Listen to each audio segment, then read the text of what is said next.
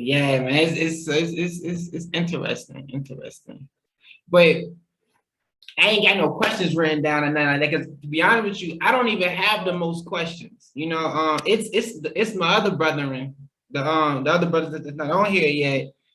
They the ones who may have the most questions because me and Mike, we kind of, you know what I'm saying, was looking at, we studied these, studied it, looked at the videos and, you know,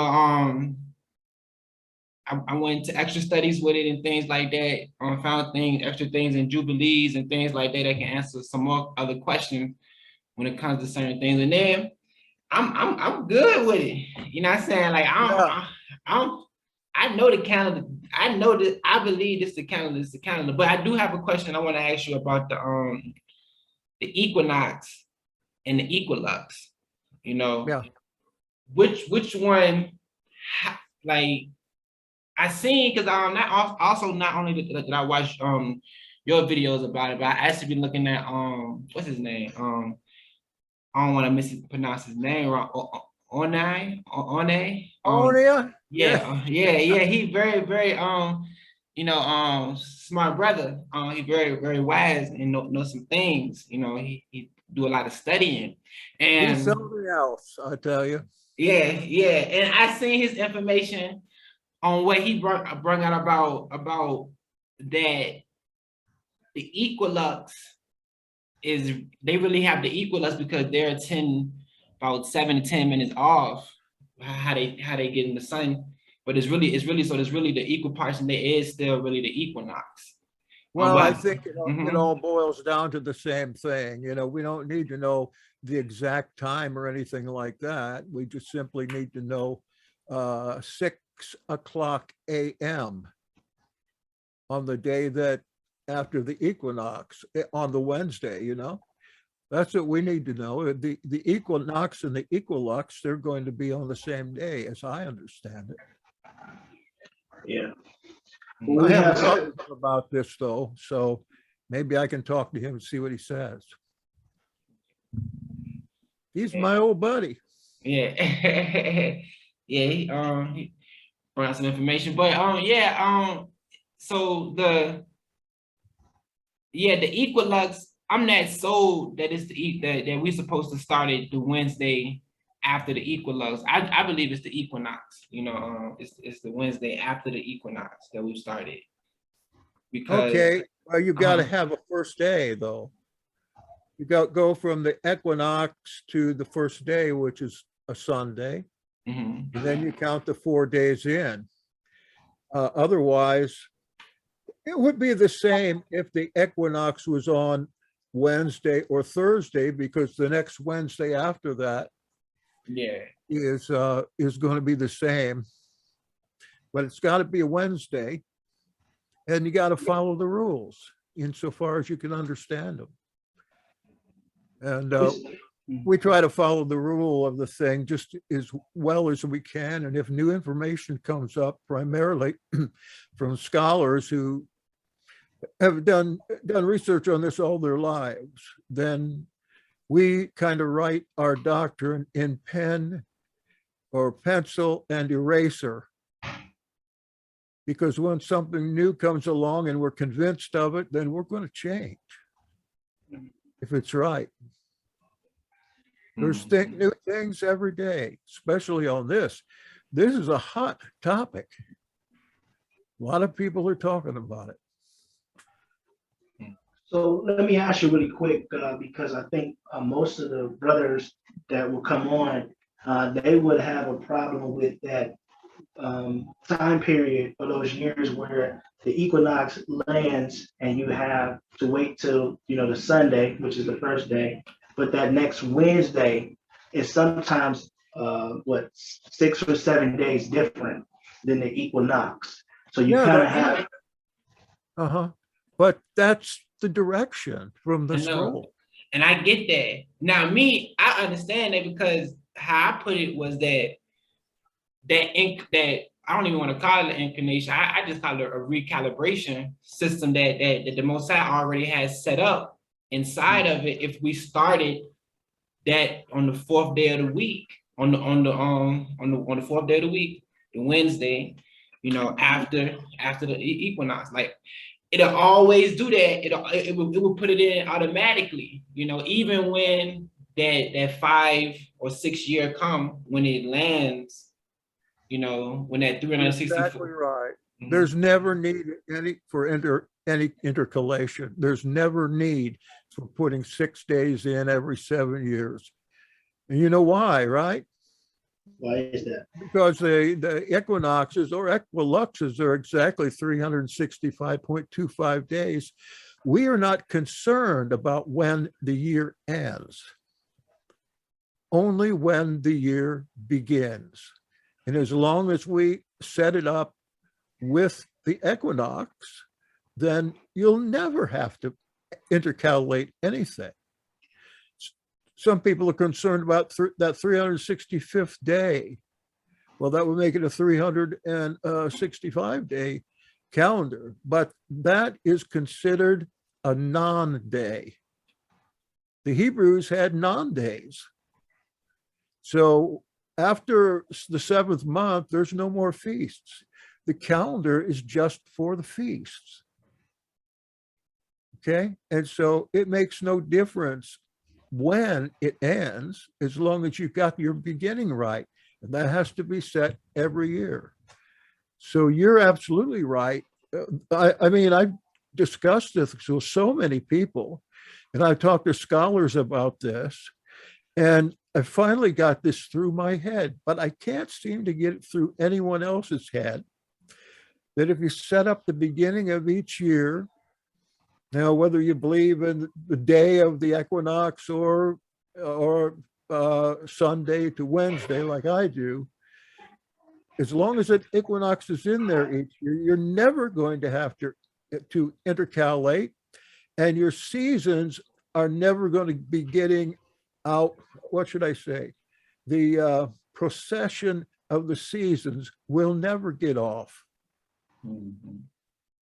But I think we discussed that in the email a little bit. Yeah. I mean, I definitely agree. It's just about starting the calendar on that Wednesday.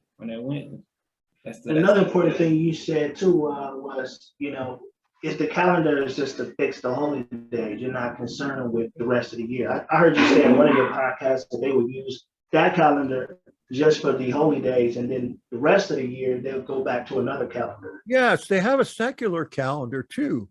The secular calendar in Yeshua's time was that of the Sadducees primarily. It was the lunisolar calendar.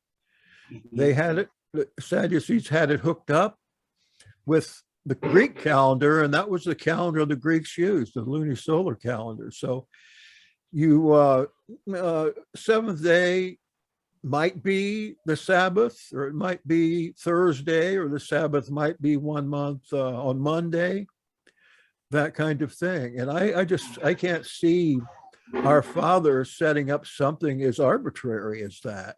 Can you? No, it reminds me of that. What's the other guy's name? Nick. Yeah, you probably heard about him, Jackson. You probably heard about him, Nick Vander, something like that. But his Sabbaths, he do the Enoch, the Dead Sea Scroll one. But his Sabbaths fluctuate every year because he's starting to I don't know what he's doing. He's starting the first day of the new year after the equinox, that day after the equinox, every year like that. So there's some people that, there's some people that challenge whether or not the 7-day week is actually, the same as the Hebrew 7-day week because of what Constantine did. And I think 321. So the guy was saying he don't trust that the 7-day week is the 7-day week. So right after the equinox, the following day, that's his first day. It doesn't matter what day that is. That's Thursday usually, because it's usually the 23rd of March, whatever that happens to be in the year, but it seems like it hits Wednesdays a lot. So that's the reason why there's got to be some time in between the equinox and the first of the year because of the varying possibilities of the equinox. And they considered the first day Sunday. Now, how can you prove that? You really can't.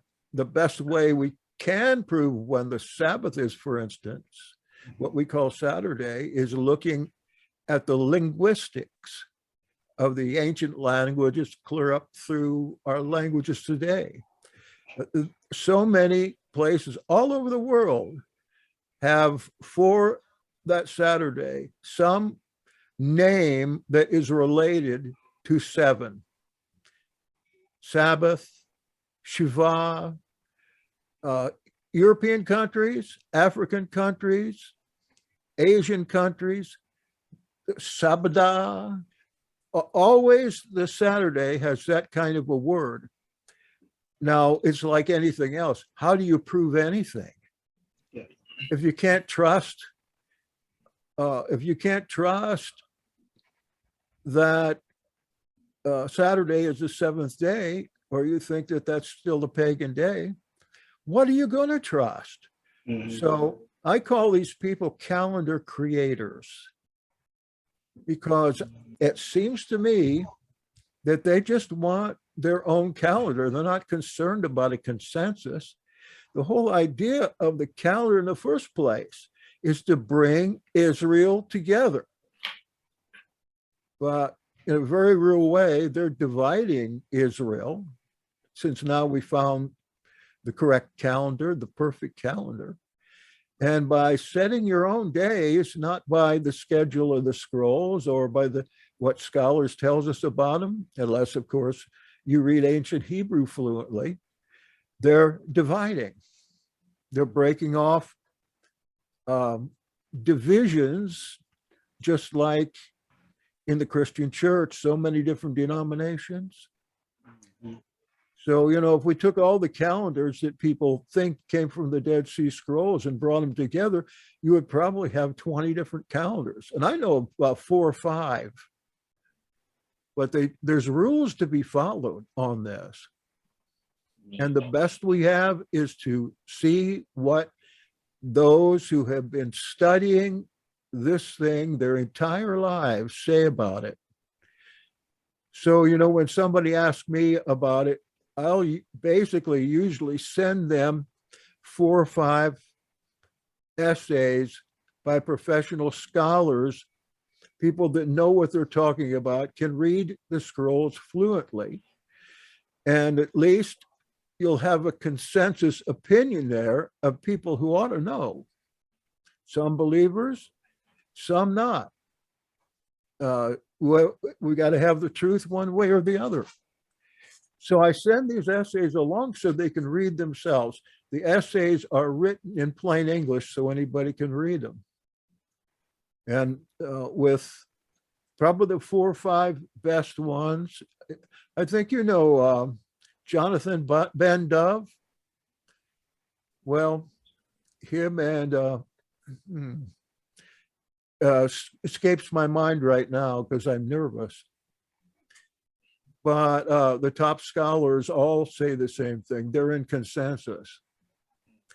And I think we ought to stick with the consensus because they know what they're talking about. Yeah, man, I agree. But I even found stuff in history, in church history, that's letting us know that the first day of the week is the first day of the week, and the Sabbath is still the Sabbath because of how they was trying to make Christ the first day of the week, the day he rose, which is lines up with the calendar, but they trying to, call that the resurrection day and make that day more holier than the Sabbath day, and you see that in church history, how that actually start to eventually down to the early 2nd century, around like the middle early 2nd century. That's when they started putting that the first day of the week over the Sabbath day. You know what I'm saying? So that right there, history let us know that the first day of the week still the same because they equate that day, the sun god day, with the day of Christ resurrecting day. You know what I'm saying? Because it just automatically happened like that. Then they want to just go at the extra astrology will be like, oh, try to link it up to like, well, it gotta be a link. Why is the sun god day is the same as the son of God day? Why is that the same? They try to link it up because it happened on the same day. But history let us know that. So I'm with you. That goes back, like you said, to the beginning of the 2nd century, and the first time we have in texts a bishop telling the flock, wherever they might be, the early Catholic flock there, to stay off of the Sabbath, don't pay attention to it. That's the Jewish Sabbath, and we want to get as far away from the Jews as we possibly can. So make the day that the Son of God rose from the dead, the day of rejoicing, and our Christian Sabbath.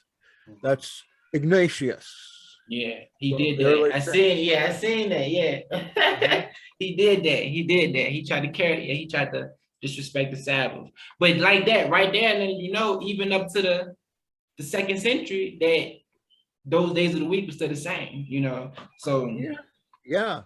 Well, yes, that's going back a long time, and you can get back even farther than that. But I think, why argue with the consensus in this case? Because there's more proof that is the Sabbath since the days of history anyway than the other thing. But see, in the Greek calendar that the Sadducees brought to the temple in about 175 BC, worked on this lunisolar calendar where some days there were 10 days in the week, some there were 6 days in the week. So where do you put a Sabbath when you're on that calendar?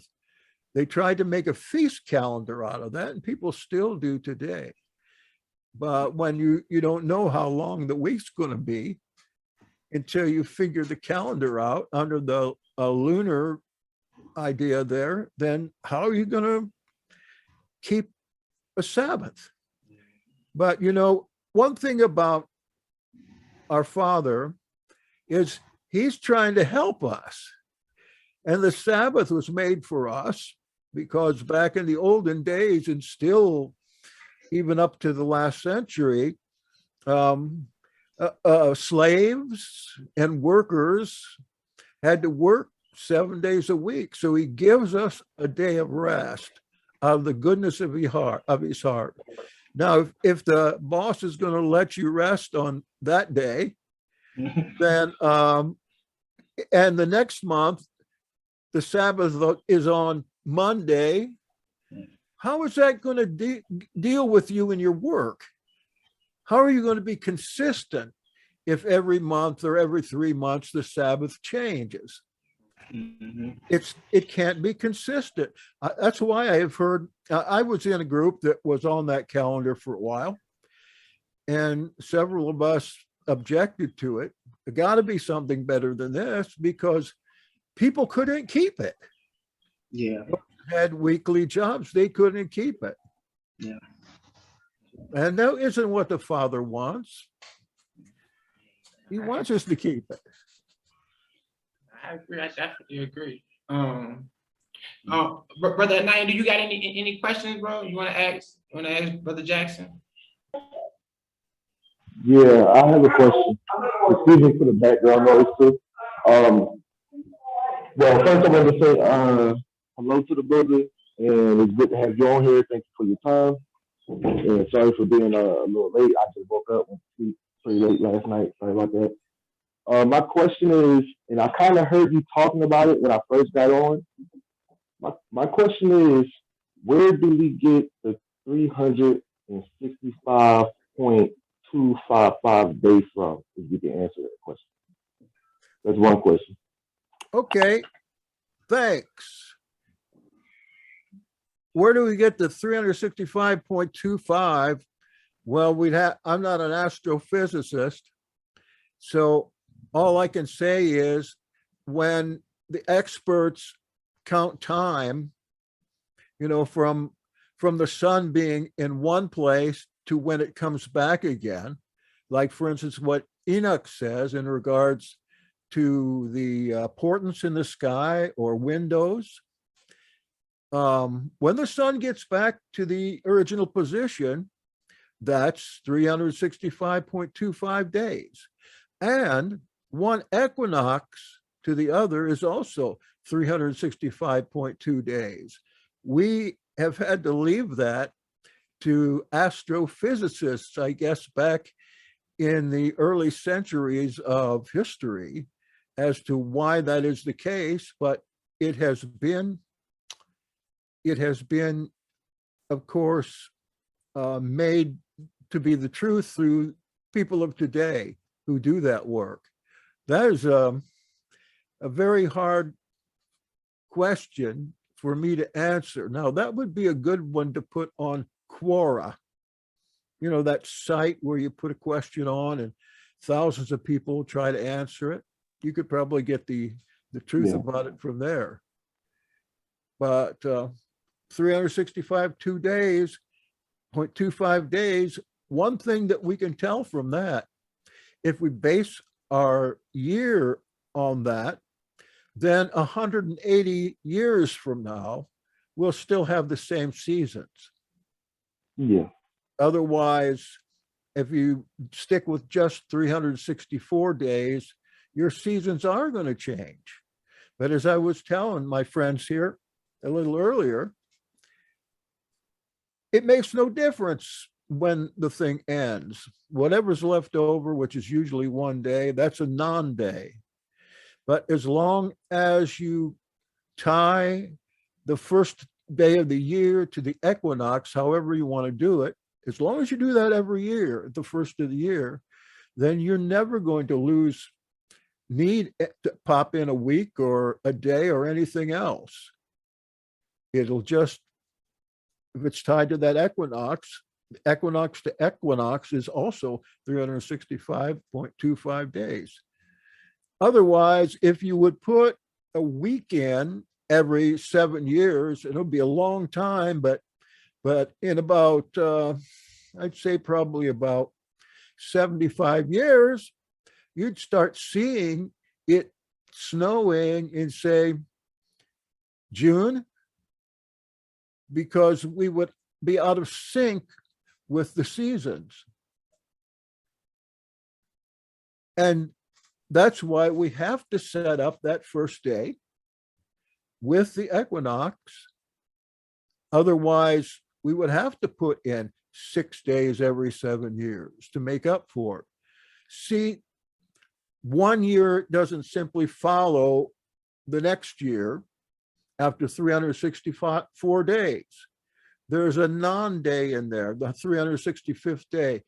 The Hebrews didn't consider that a day at all. And besides, as I just mentioned a little bit ago, they didn't even pay attention to the calendar after the 7th month, because this is not an appointment calendar.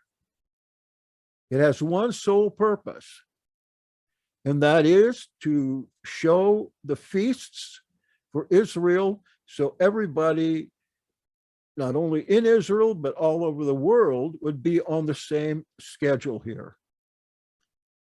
And it's a unifying factor. And that's one of the reasons that Palal and I are trying to promote this calendar, because it's really might be the only thing that will bring unity to the movement. People are flocking to it. I'm sorry, I went way overboard with that. No, it's okay. And actually, while answering the first question, I believe you answered my second question also, which was going to be, where do we get the extra? If I'm not mistaken, I think you said 6 days every 7 days every 6 years or something like that. You kind of answered that question too. Yeah, it's not necessary to do that. And if those people who do that live long enough, they're going to see the procession of the seasons get out of sync with the agricultural year. Actually, in 180 years, the way I figured one time, what was supposed to be summer would be winter Mm-hmm. with the weather. And there is indication of that in the Dead Sea Scrolls. One text, and I can't even tell you what it is, one of the fragmentary texts talks about trying to sow seeds in the winter with snow. And I think this is written in conjunction with the calendar, that's something that they say, well, this just can't be done. So this is what we've got to do. I wish I knew where that was. Next time I'll have to write that down. I'm sorry. I have a question based on something that I think I heard you say. Did you say that it's not? Did you say that the 7 days every 6 years is not necessary, or you say it is necessary? It's not necessary, and if you do it, you're going to get the seasons out of sync with the calendar. As long as you set the first day of the year along with the equinox in some fashion, whether it be 1 day, 6 days, whatever it is. As long as it's set up with the equinox, then you don't have to worry about the end of the year when that is. Because I kind of noticed the same thing through my research. I kind of noticed the same thing.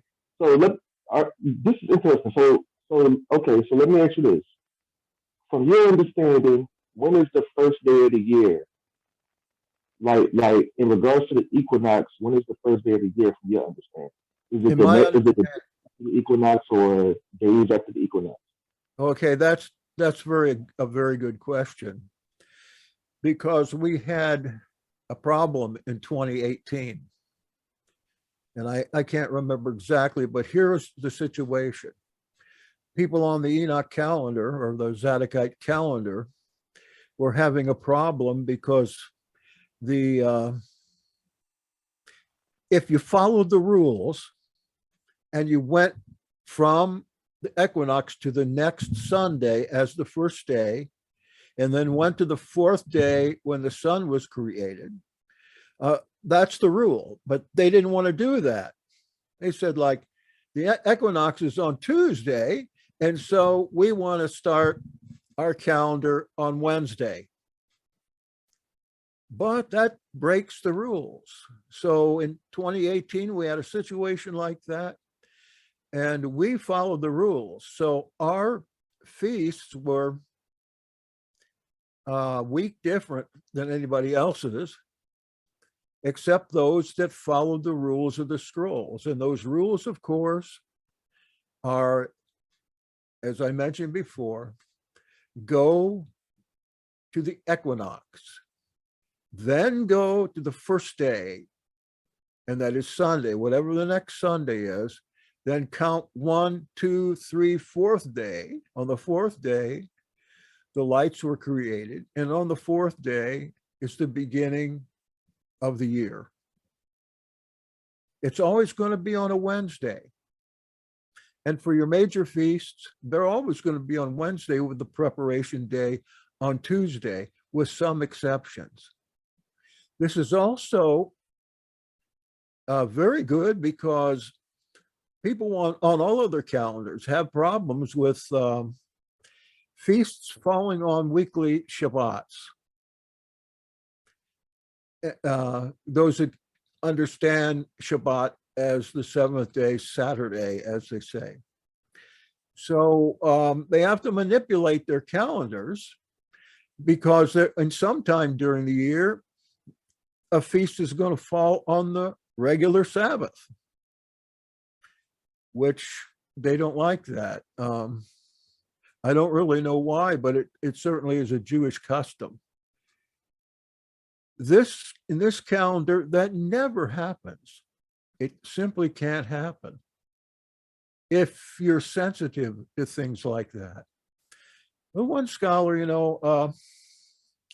what's his name? Saki. His name's Saki. Sounds like a drink, doesn't it? Paolo Saki, an Italian. He goes on and on. I don't know if he's religious or not. saying this is of all calendars, any kind of calendar, this is, and I quote, the perfect calendar, because everything falls in place. The feast days are on the same day every year, every single year. Preparation days too, and the Sabbaths are on the same days every year. And the way he describes it in one of the essays I have here, he says it's perfect, and so do several others. They use that term. And you know what Father said through Yahshua? Be ye perfect as your Father is perfect. This is a thing that we need to strive for consensus on, but not just consensus for consensus sake. We need to have it right, and we have to use the formula that's in the book, and we have to do it every year, no matter if it's convenient or not. So some of these years, your feast is going to be, if you do this, your feast is going to be a week later than other people, even other people on the Zadokite calendar, because they want to skip that first step, going to the first day of the week, then to the fourth day. They want to skip going to the first day and just go to the next Wednesday. But that's not what's in the book. And my concern has been since 2018, when I saw that Zadokite people were all having their Feast of Tabernacles on different weeks, a week apart. It showed division of the movement, a division in the movement in something very important, and that is the days set aside by Yahweh for these feasts. He talks about the day a lot, the set apart day a lot. Speaking of the feast in Leviticus 23, you know, he sets them all out. He sets them out because that's when he wants to have them take place. If you're starting your calendar and your first of the year a week early, you're not going to have unity on this. But then again, we have to sit down and reason together and do the best we can that our conscience will let us. But Palal is talking about this guy that's kind of using the Dead Sea Scrolls, and he's making it up as he goes along, a calendar creator. And before you were here, we were talking about the division that causes. We want unity in diversity, but not diversity in conflict. And there was actually conflict 2018 about who's right, we're right, they're right. And I was involved in that conflict. So I had come to the understanding that I'm reading these texts and these scholars hoping to find the right method, because this is a matter to get it right. You got to have the right method. But then I realized I'm not the all-knowing Oz. I'm not the calendar God. I'm not that person. I could certainly be wrong. And every scholar in the world could be wrong. So you've got to be settled in your own mind. If somebody comes along and they say, here, do it my way, I would avoid that unless they can show you, especially in this case, the scripturality of the way they're doing it. So even if they, go ahead, I'm sorry. And I was just gonna say, no, go ahead and finish what you're gonna say. Go ahead. In the first century, in the time of Yahshua, there were at least 4 calendars running in Israel. And at least 3 of those calendars were feast calendars. The Sadducees had their own. Their calendar, they popped their feasts on the Greek market calendar. Primarily so, the market days, they didn't have to worry about a feast day being on a market day, and their stocks and all their money-making activities would have to stop. They did that when they murdered the high priest, Onias the third, and the group that killed him also sent all the Zadokites and the Enochians and the Hasidim out of the country. They went into exile. And in fact, two groups that went into exile we know about. One went to Egypt, that was led by the son of the last high priest, Onias IV, and set up a temple there with the help of the king of Egypt. The other group was led by somebody we called the righteous teacher, the Dead Sea Scrolls guy, who took himself and his literature out into the deserts of Syria around there and lived in wilderness camps. So we're going back to the 2nd century BC here, when all this confusion came to pass, because before 171 BC, the time of the big disruption, just before the Maccabean rebellion, one of the reasons there was a rebellion is because these people came in and brought the Greek market calendar in and tried to set feasts on it so they could make more money. And that's the only reason. Another calendar that was going at that time was the Pharisees had a calendar too. And they would say, oh, don't go along with the Sadducees. We're using the moon, but we're doing it with the green ears, barley ears. When the Aviv barley, let's see if I can remember all this. The Aviv barley comes up and you get a sliver of a moon. That's the beginning of the year. I followed that for a long time till I found out, yes, that's an ancient calendar, but it was the calendar of Parthia or Persia, same thing. The Pharisees, look at what they're titled: Parsis, Pharisee, Parsi, Farsi. They still speak Farsi in Iran and the other places that were once called Persia. So they wanted to bring their calendar in from Persia. And of course, they also brought in several of the doctrines of Zoroastrianism. And they settled in coming into Israel as evangelists of Zoroastrianism. So they had their calendar based on the Persian, Parthian, Farsi calendar, which is primarily what some people follow today if you do green ears, Aviv barley stuff. Then there is one more calendar, and I'll give up. The calendar that the Jewish people use today, that is the most concocted thing you can imagine.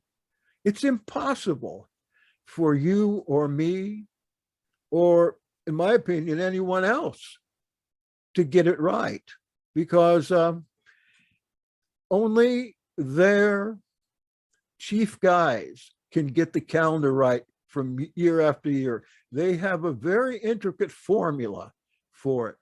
And if you give 5 different scholars the formula and say, now go make the calendar, they'd all be very different. But you know that the Jewish calendar is a mess. And besides, they took 240 years out of their calendar in 135 AD, in the Second Jewish Revolt.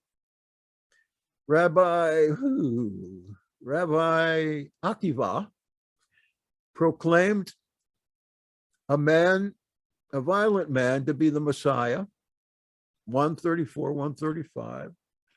His name was Shimon Bar Kokhba. And he, being the Messiah, they couldn't fit their time into the calculations of Daniel, the years and days of Daniel. They counted up. It's supposed to be the Messiah coming. Well, it didn't work out by the way they counted it. So they made it work out by simply taking 240 years out.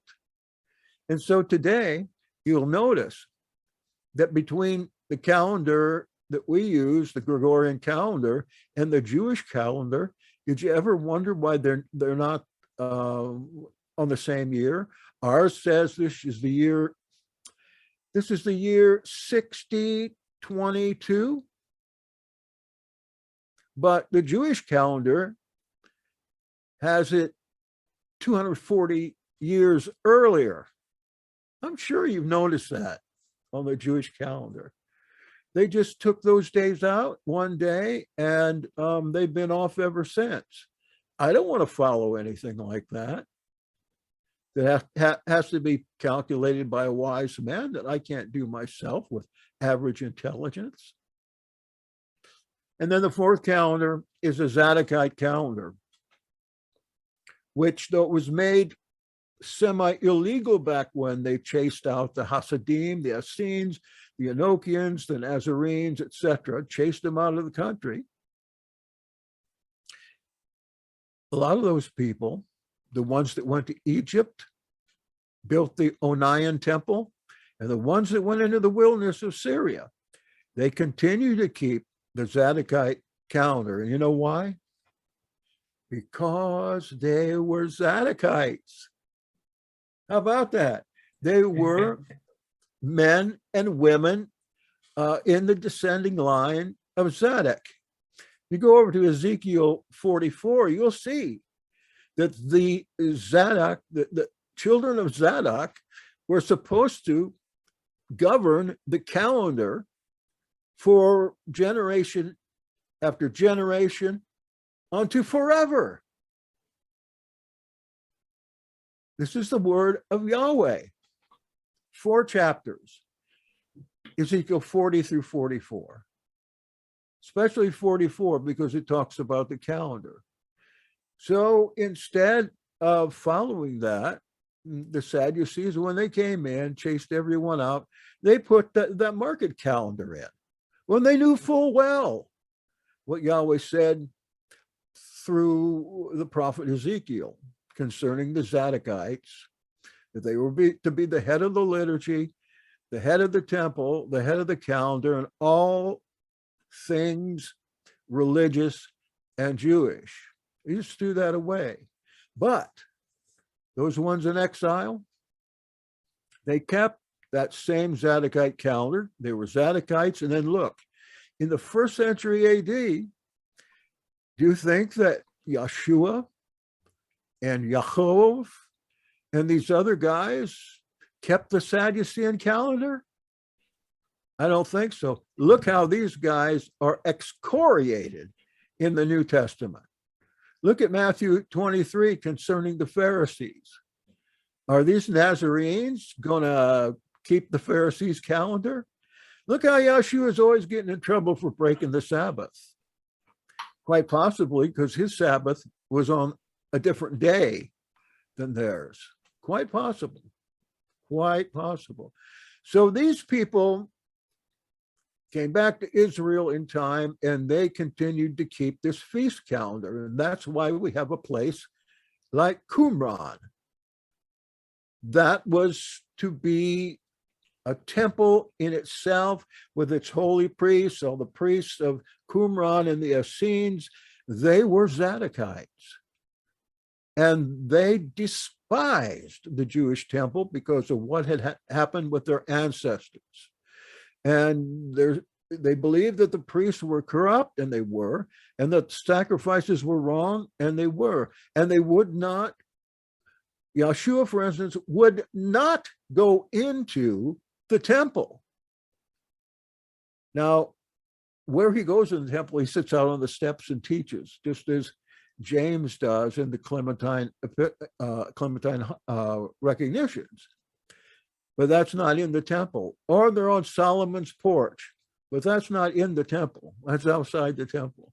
They wouldn't go into the temple because they believed it so polluted.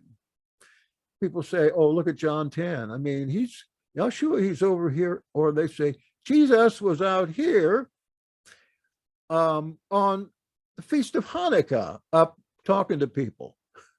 Yes, well, he was at Solomon's porch, it tells us, which is not a part of the temple proper. And what was he talking about? Well, I can just imagine he said, look at the great feast that's going on here. But what you got here is greater, right here. And you refuse to listen to him. And that was his Hanukkah message, because he didn't keep Hanukkah. Would you keep the made up holidays of your enemies? Do you keep Chinese New Year? No, you don't. Unless, some people would say, yeah, I'll keep Chinese New Year as long as I can drink a lot and it's fun. Well, that's a good reason to keep a day. However, these people were not compromisers, and though they would sit on the steps of the temple and they would teach, they wouldn't go in. Now, I know I've been talking a long time here, and I'm sorry. It's okay. I get on this subject. No, I'm just listening. But one thing I want to mention is three things I want to ask or get clarification on. But one thing I just want to mention, when we celebrate Feast of Dedication, that's a whole other conversation now. I ain't dealing with the Greeks and nothing like that, but I do deal with the Apocrypha. And I know you deal with the Apocrypha too. I used to too. Yeah, I did. I didn't know any better until I just looked into the history of that time and what happened there. And I quit keeping it. But one thing, there are good things about Hanukkah. The Maccabees did come in and they did conquer the Greeks to some extent. But that last Maccabee, Jonathan, just gave it back to the Greeks if they would make him king, high priest, and general of the army all at the same time. He gave it back to the Greeks, and that didn't last very long, I think 40 years. And that was just back up in the same problem as before. But Hanukkah is a great thing to use, that it's a decent way to teach children about Christmas. Yeah.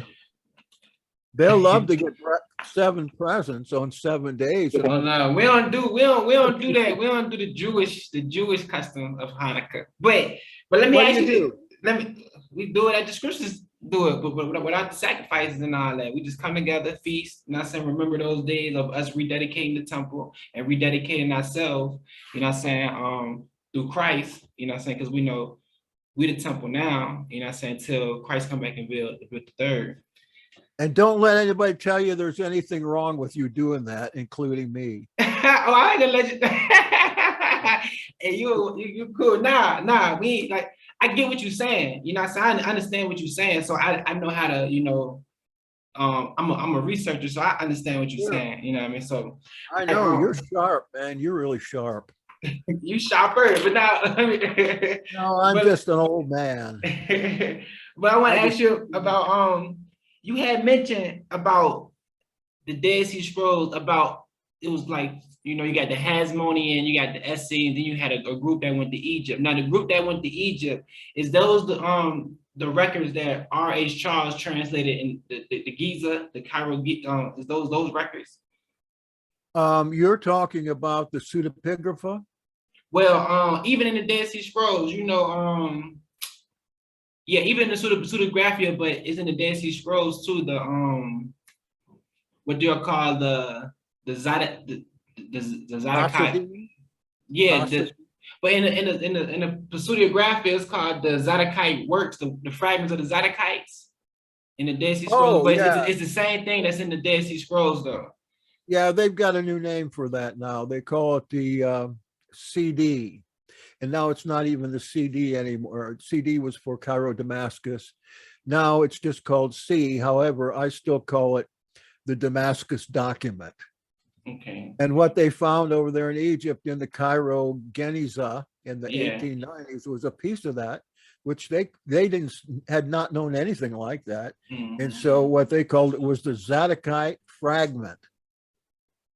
And then later on, 75 years later, when they discovered these scrolls, they found that piece that was in the Geniza, which is a place where you take your old scrolls that are moth-eaten and you store scrolls that aren't usable anymore. You can't burn them or anything because they were concerned about burning up the sacred name.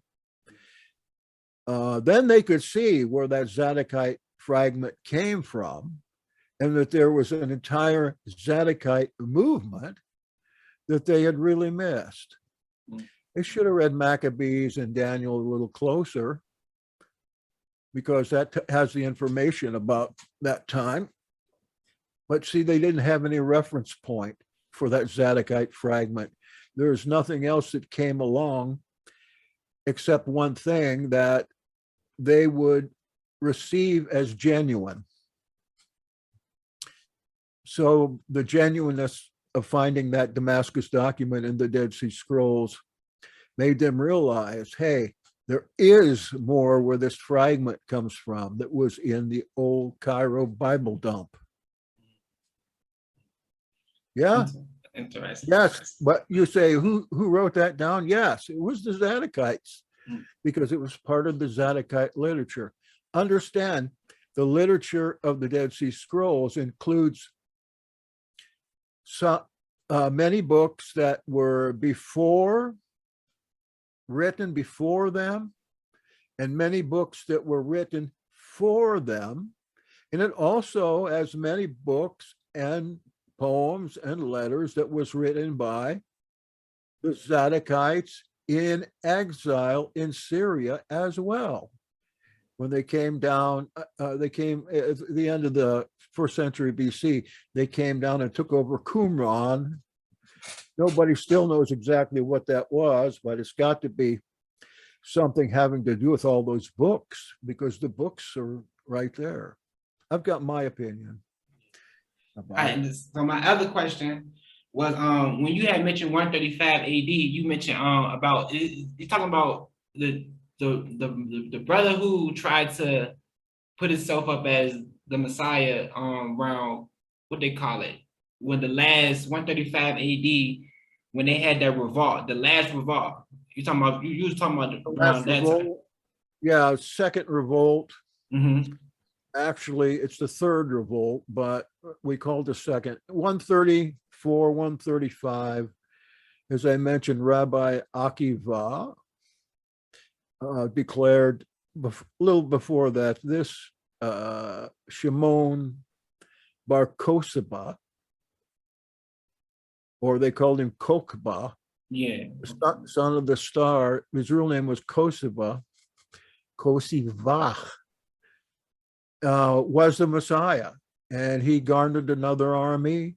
We don't know much at all about that time. All we really know is what is written in the Roman annals, like Tacitus. We don't know much about that. I was studying on that one time and trying to find more information. And the only thing that you could really find about it was the writings of Roman soldiers, generals that talked about their casualty lists. One thing we do know that the Romans had a lot of casualties during that time. So Kosaba, being the Messiah, one group wouldn't accept him and they wouldn't fight for him. That was the Nazarenes, the group that Yahshua was part of. They wouldn't fight for him and they wouldn't take part in the war. So here's something interesting. A piece found in the Cave of Letters. was a letter written from Bar Kokhba to one of his generals talking about the Nazarenes. He said, I don't want to put up with them. They're cowards. They won't fight. If you see them, kill them. So in a way, it was a civil war against the people of Yeshua's faith that certainly knew about him. And they were persona non grata in Jerusalem at that time. In fact, 10 years before, they were either, if anybody would see one, they would kill him. So this is another time that the Nazarenes, just like in the rebellion 70 AD and before that, the Nazarenes had to go for the cave someplace. It's astounding that they found this letter in a cave there. Yeah. That's astounding. That's interesting. I'm gonna have to check that out. I'm gonna have to check that out. I can't imagine what other stuff's still laying in those caves. Hey, I got to go to the bathroom. Okay. I just drank a big glass of something. I'll be right back. All right, no problem. Yeah.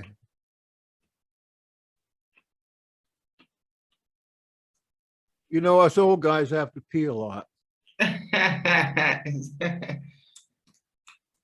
I'm gonna ask him one more question. You got another question you want to ask him, and then we can kind of wrap this up. I know it's getting late on his end over there. Oh yeah. Oh yeah. I was just gonna ask him about the 2018 because I was looking at the calendar. I wanted to look at that calendar. Yeah, I was gonna ask him about that too. That's actually what I'm about to ask him about the actually about that, because that 2018, 2019, from what I know, that was that year that the drone was gonna land on the Can you pull it up on your can you share your screen and pull up a calendar? Because I want to walk through that, because that was when he said that. I would have thought you started on the 21st too, but he said the Sunday, you gotta have a Sunday in that week too. You gotta have a first day. Well, I'm gonna start saying first day and then the fourth day. So yeah, the equinox, it fell on the 20th. And then let me go back there. Yeah, so when he get back, if you can show your screen, I would love it for him to see that. You can see my screen now. Yeah, I can see it now. Oh yeah. Is he still on here or he fell off? Yeah, he went to the bathroom. He's still on. I got another question too, based off something he had said with the day situation, the days. Whenever y'all done. Okay. Finished. All right.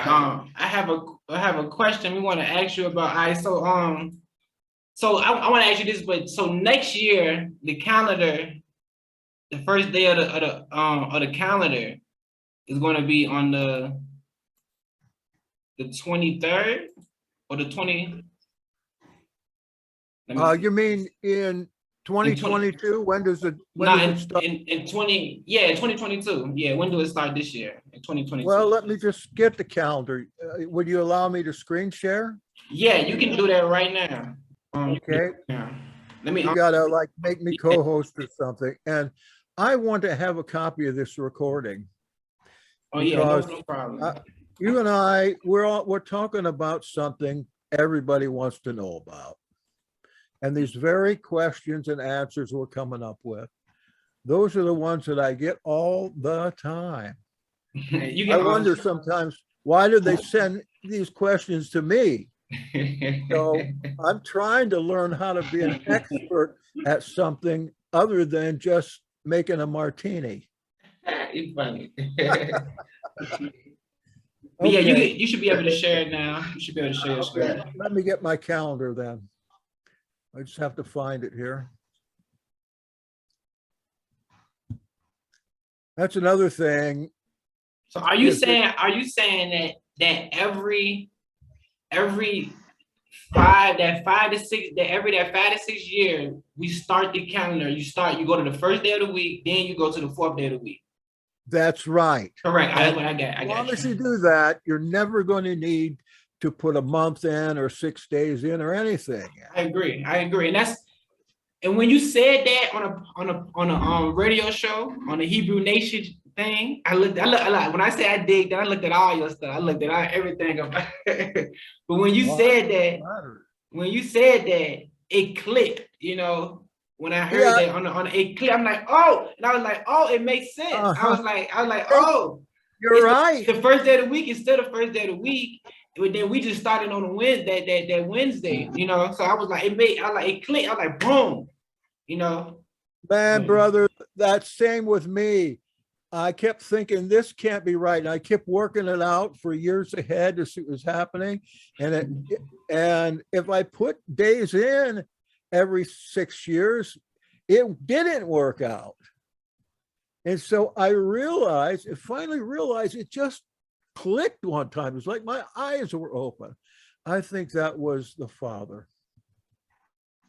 I mean, the Dead Sea Scrolls, it show you, because it still show you the first day of the week, and then it show you that the first day of the month was still on the fourth day of the week. It show you the picture of the first month, and it still has the first day of the week, second day of the week, third day of the week, fourth day of the week, and then you see that the calendar started.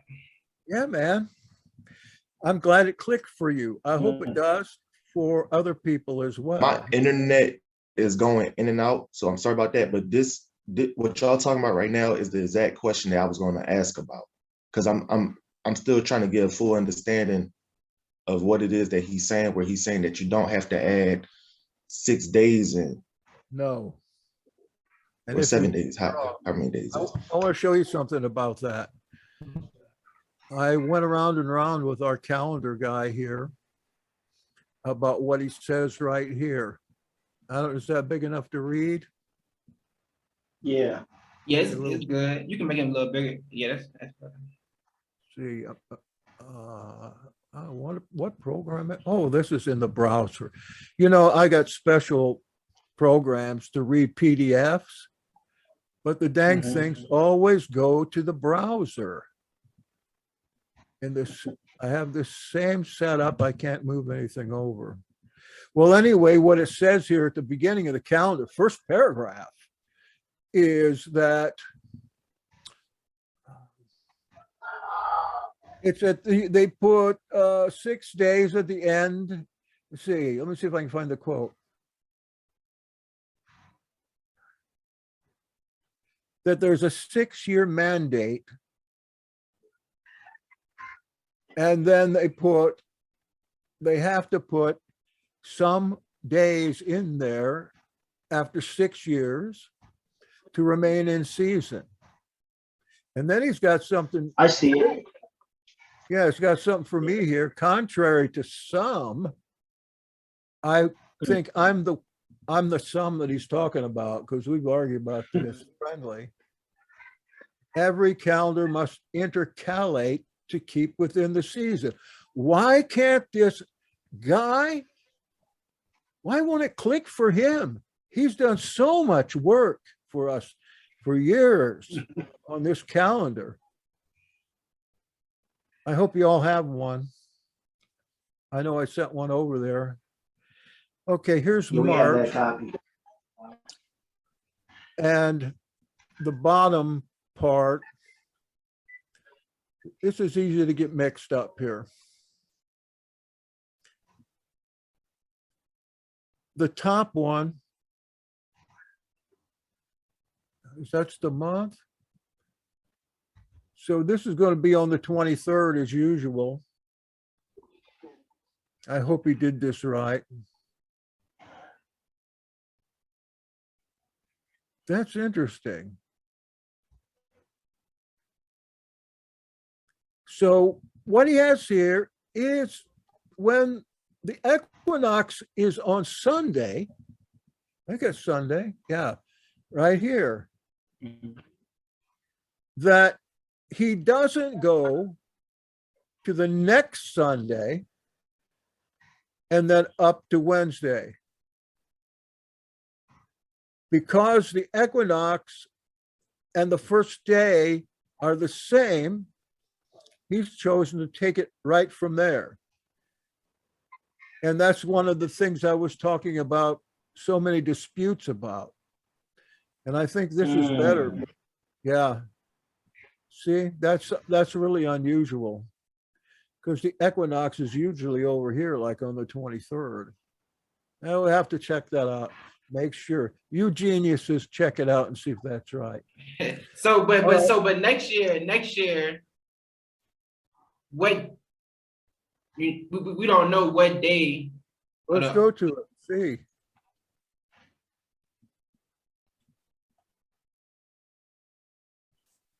March 2023. Okay, so the equinox would be on that Monday.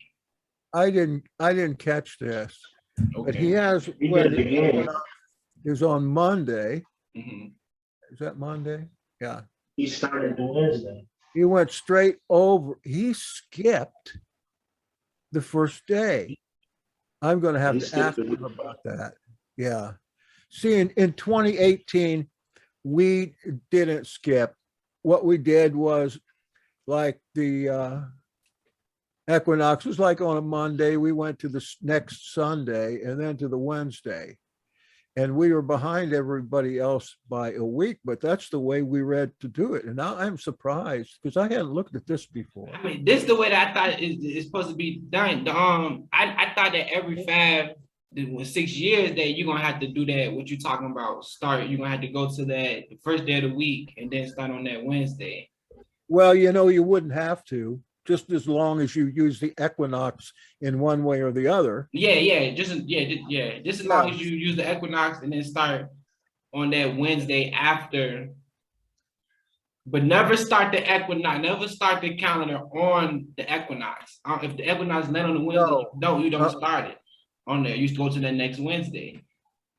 But this particular one, because the equinox is on the 30th on a Monday, I'm thinking that he's got this too early. But we'll do it that way. I'll talk to him. We're still trying to work the kinks out here. Yeah.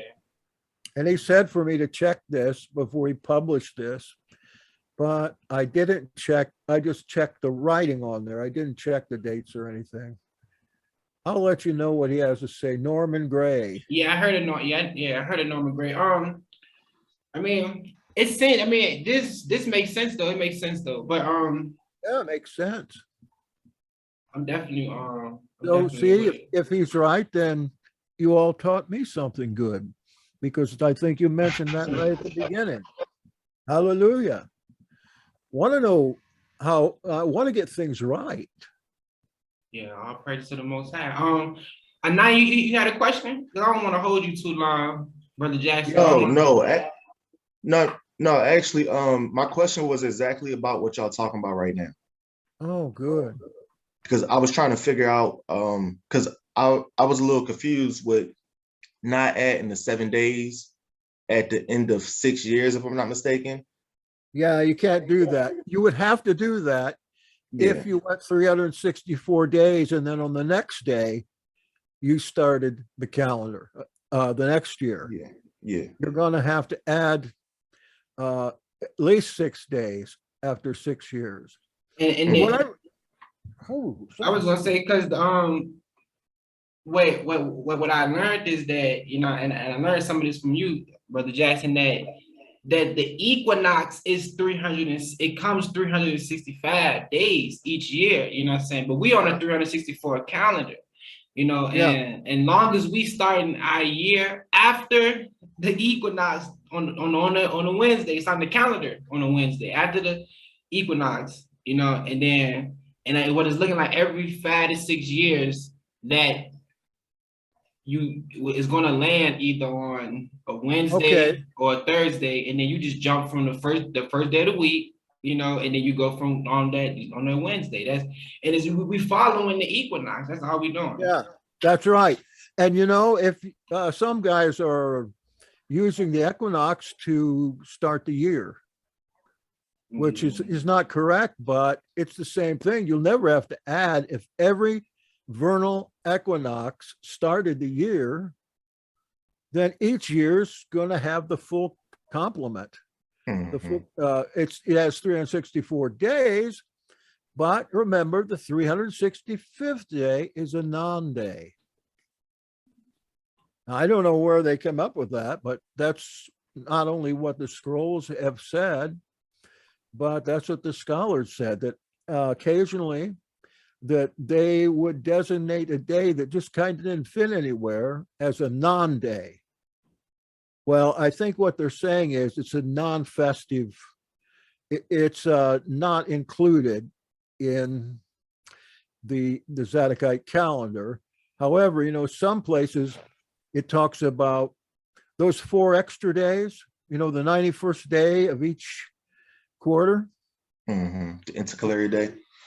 Yeah, well, what they say is that in the scrolls, let's see, where was this that I read this? It talks about those days as being intercalated. Is that how you pronounce that? Intercalate? Yeah, you can say that one. Okay, yeah, but I don't consider those intercalations because they're called for in every Zadokite calendar model I've ever seen. As the end of the 3rd month, 6th month, 9th month, 12th month. Here we're just into the 12th month right now. I knew that because last Shabbat, I announced on our service on Shabbat, this is the first day of the 12th month. Wow, and I remember that. That's pretty good because I'll tell you, I am really senile. Yeah. Well, you're wondering, is he serious? Nah, but any more questions? Anything y'all have for the brother? I got one more question. Mhm. I wanted to know, I know you talked about those scholarly essays. I don't know if you sent it to email to Palal already, but I wanted to see if I can get a copy of those emails from the scholars that support, you know, the calendar. Do you have that? Of course. Or did If you send it do to me Palal already? you got to do me a favor though. What's I had to that? get him to do it too. I want you to go to a website and fill out a form because I get so many requests for stuff, and make sure on the form you tell me so I don't forget. I check these every day. The web address is yahad.me.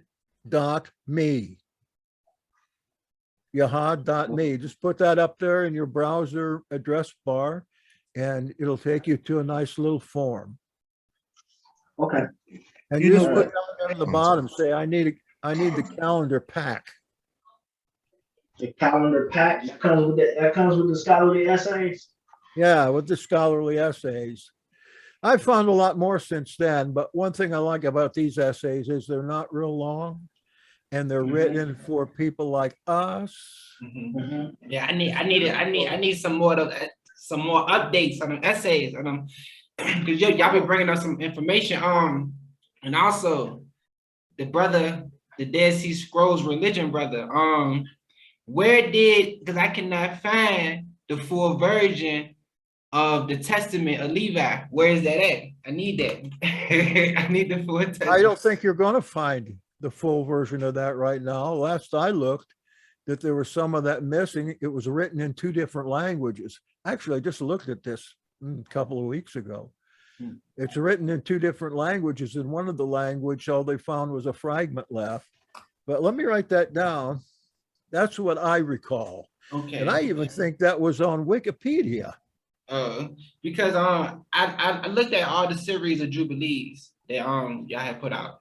So that's why I asked that question, you know, about Yeah, well, see what you got online, see what it says. I'm thinking that is not available. You know, Onia, if anybody's got a copy of that, if it's out there, Onia will know.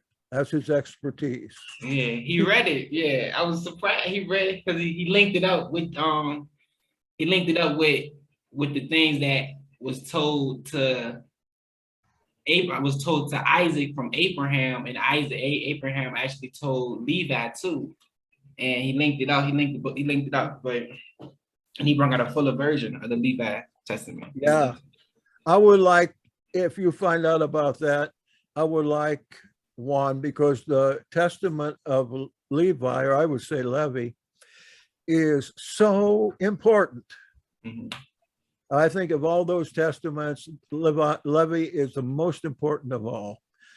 And I want to give you a tip here. You want scholarly papers? You can get all you want free of charge. Go sign up for academia.edu and then put in their search engine 364-day calendar.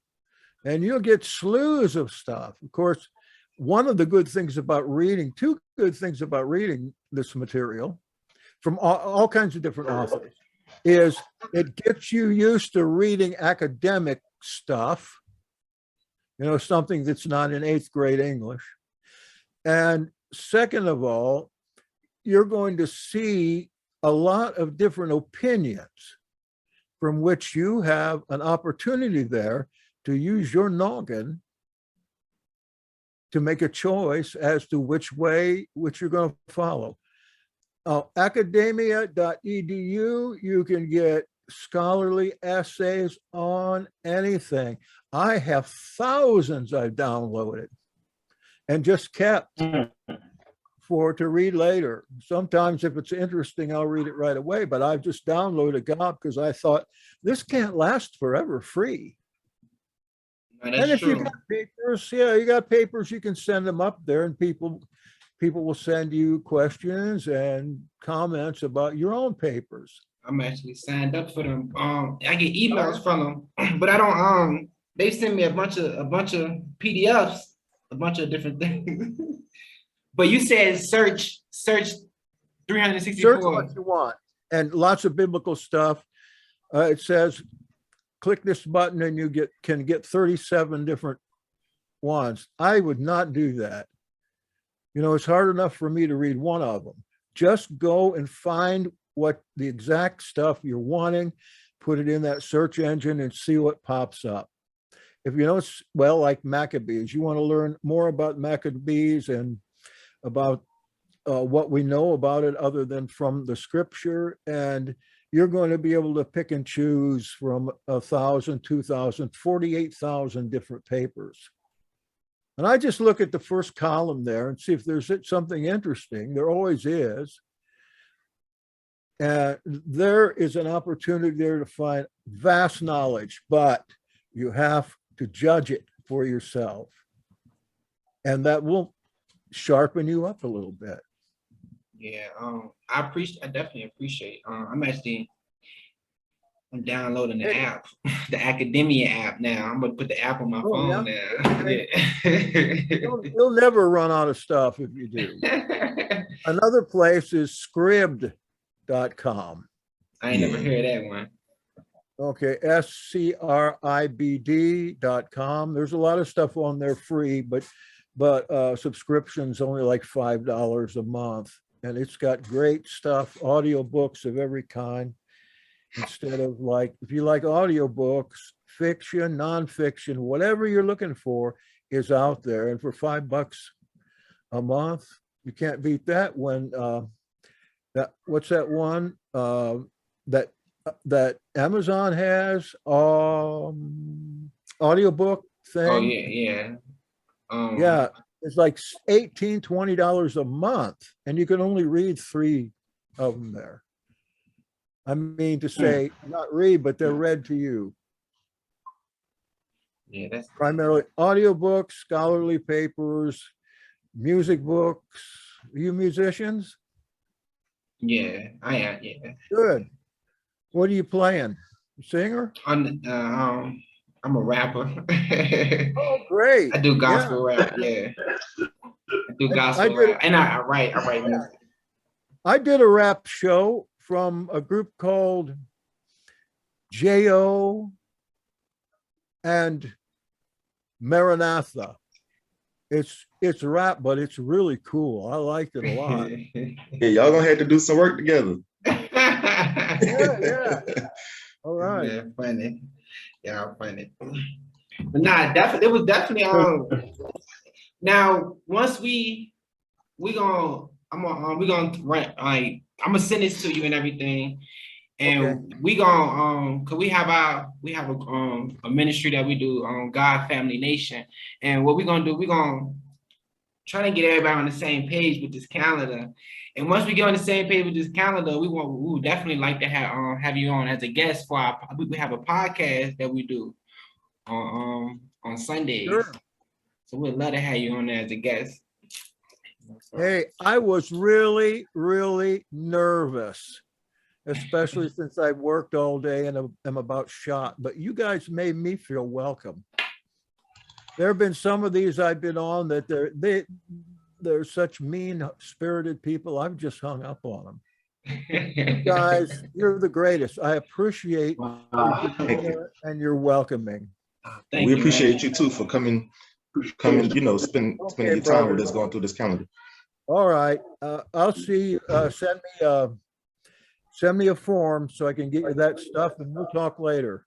All right, cool. All right, talk to you later. All right. Y'all go? Yeah, I'm here.